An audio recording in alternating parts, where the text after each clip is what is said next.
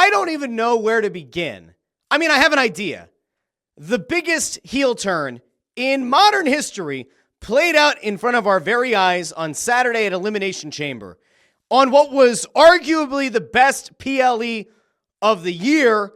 I could even make a case that it might be the best PLE the WWE has put together in multiple years. The men's Elimination Chamber match, the intrigue, the storytelling within the match, great. Seth Rollins with a curb stomp on CM Punk, and John Cena, very opportunistic, pulls young CM Punk back into the ring, locks him in. CM Punk passes out. Cena wins. Cody Rhodes comes out. The chamber is lifted. Cody's in the ring with Cena. They have a little bit of a face-up, but they're two good guys. It's not an intense or a uncomfortable meeting between the two. It's supposed to be a very positive, send the fans home happy. Look at this. Two of the best baby faces. The best baby face of his generation versus the best baby face currently in the WWE or in all of professional wrestling. Face to face. Yay! WrestleMania 41! But then The Rock's music hits. And Travis Scott comes out. And you go, oh, interesting. Because we saw this with The Rock when he came out in New Orleans. He had Lil Wayne's music playing. Now he has Travis Scott. Okay, so The Rock comes out. Now we saw Cody going into Elimination Chamber, arriving at the arena in all black. And you start thinking to yourself, oh, is Cody?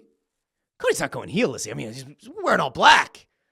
I think the last time we saw Cody look like that in all black, I want to say it's when he came back with the dark hair in AEW to challenge Brody Lee for the TNT title that he lost. I could be wrong. Feel free to correct me in the comments, but I'm pretty sure that's the last time we saw Cody look like that. And so you go, oh shit, is it actually going to happen? And many of you are aware, I've long been a fan of the idea of Homelander Cody.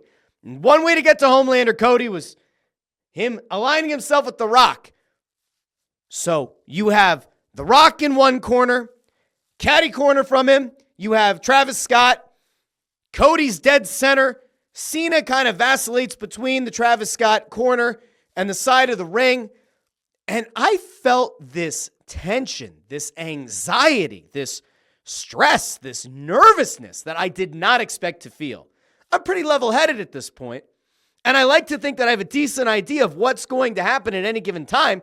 And on last week's show, I did mention that it'd be really cool if John Cena turned heel, but I don't think I gave it a lot of time. I think I talked more about why Drew McIntyre could have made sense, why Rollins could have made sense, why CM Punk could have made sense.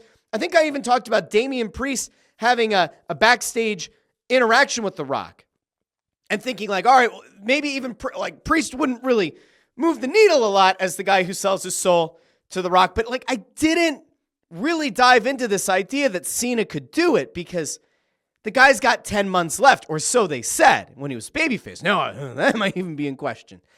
But 10 months left. Would Cena really turn heel? The guy who's done more Make-A-Wish granting than anyone in history. How do you reconcile that?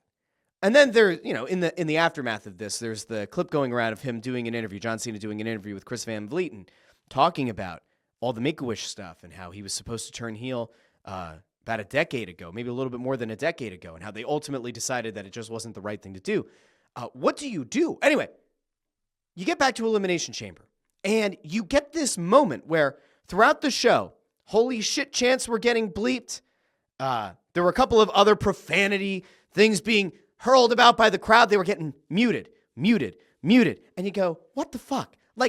I think one thing that we all should expect in this post-cable world, at least with Raw, certainly with the PLEs, is that maybe the language gets to be a little bit more free-flowing. I don't expect F-bombs on every show. I'd actually encourage that not to happen. But when they're impactful, you go, all right, do we really need to bleep out a holy shit chant? AEW really doesn't do it much on Dynamite. It happens sometimes. But they don't do it that much. So why does WWE, which is now mostly streaming, why can't they do it? So there's this little bit of frustration in the back of my head. But then you get to the end of the show, and all of that muting and all of that bleeping, all of that removal of profanity from the show Boy, there are two profanities that stick out in the best way.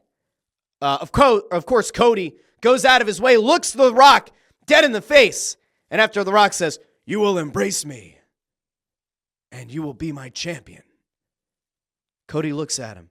Cody does the kind of sad face that he did a year ago when he had to give up his match with Roman Reigns. Remember the thing that set the whole internet ablaze and allegedly changed the plan of what WrestleMania was supposed to be in Philadelphia? Okay, so Cody kind of does the look up. And Cody looks at The Rock, and he says, "My soul is no longer mine." And you go, "Oh."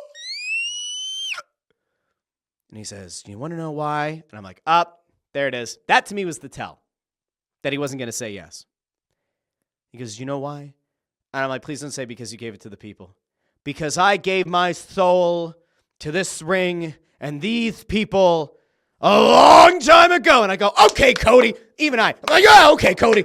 Add a guy." And who's cheering it in the background? Cena.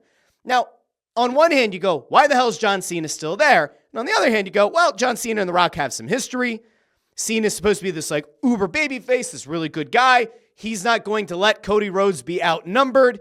It's one thing to have The Rock there. You don't know what Travis Scott really is in terms of his ability to be physical, but you go, all right, keep the numbers even. Good babyface tactic. So Cena's back there in the background, applauding, losing his mind, right?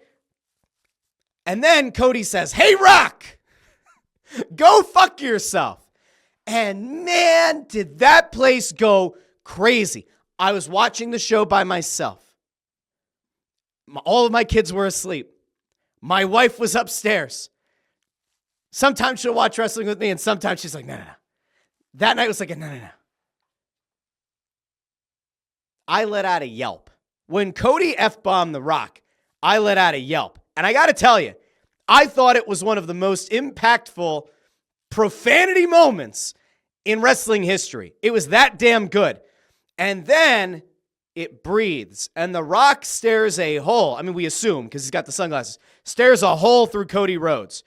Travis Scott starts with the you-know-what in his hand, and he's kind of doing one of these. And when I watched it with my sons the next day, they were like, "What's he doing?" I said, "Oh, it's sage," because, McAfee calls it the rage sage. He goes, "Oh, yeah, he's just getting rid of bad spirits." And they're like, "Oh, okay. So Travis Scott's over in the corner, and Cena's over on the side, and Cody takes the belt off his shoulder. The Rock says nothing. And there's this awkward pause where it's like, is The Rock going to attack Cody? Is Travis Scott going to do something? Is Cena going to stand alongside Cody and essentially scare the other two off?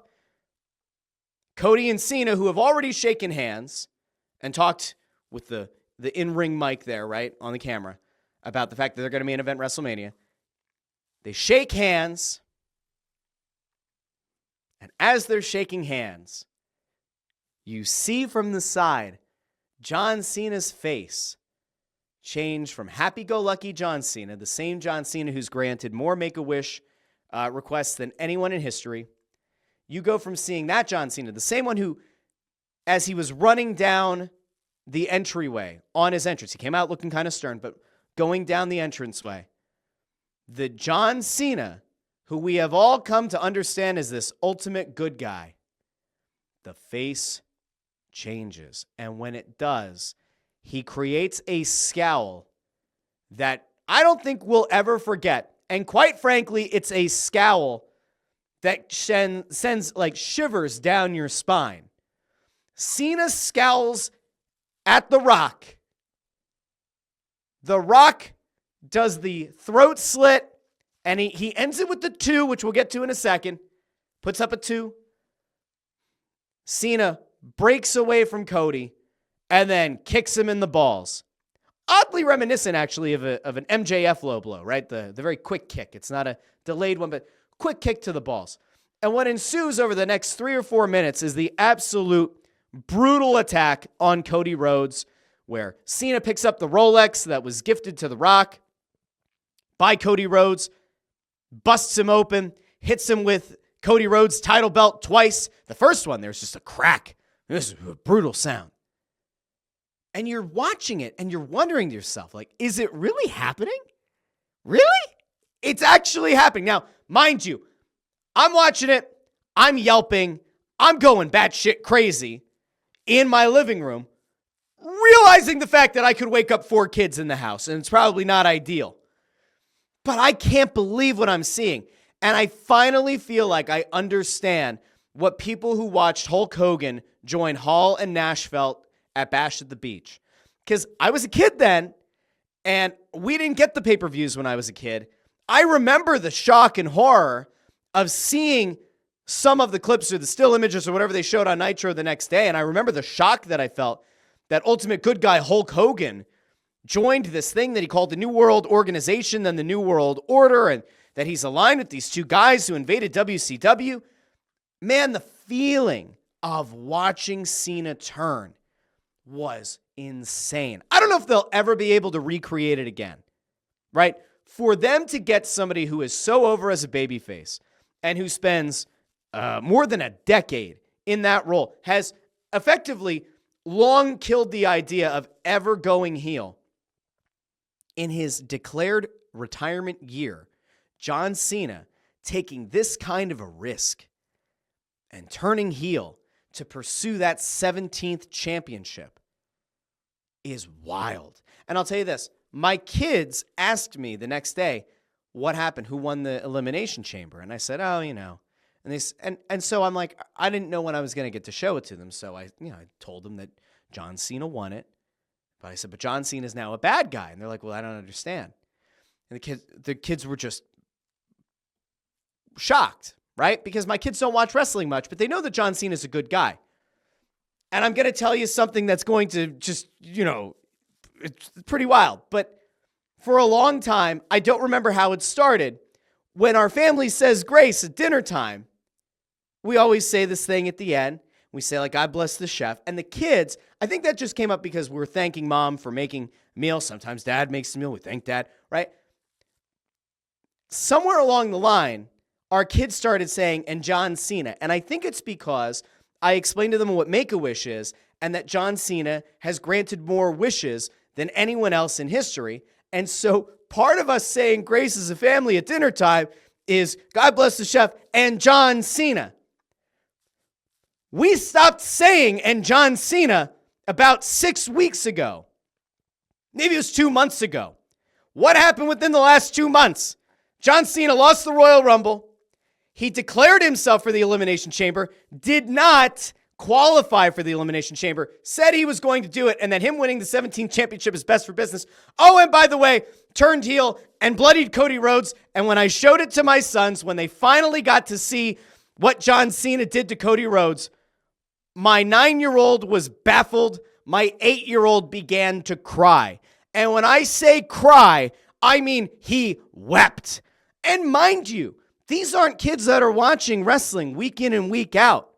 The mere notion that a guy who has granted more Make-A-Wishes than anyone in history, that guy turning bad, that guy becoming a bad guy who bloodies the world champion, was so devastating to my 8-year-old that he wept.